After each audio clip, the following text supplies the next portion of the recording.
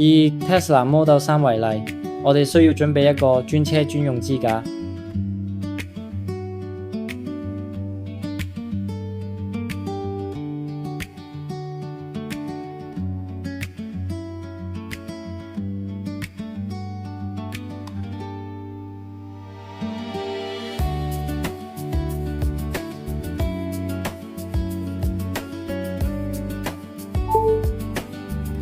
除此之外，仲有更多充電組合。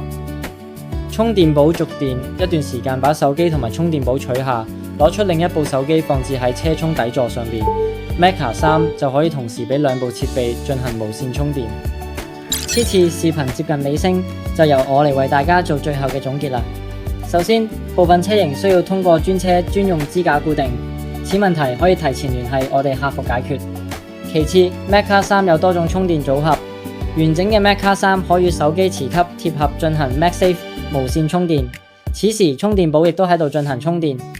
跟住 Meka 3嘅充電底座同埋充電寶可以分別對手機進行 MagSafe 無線充電。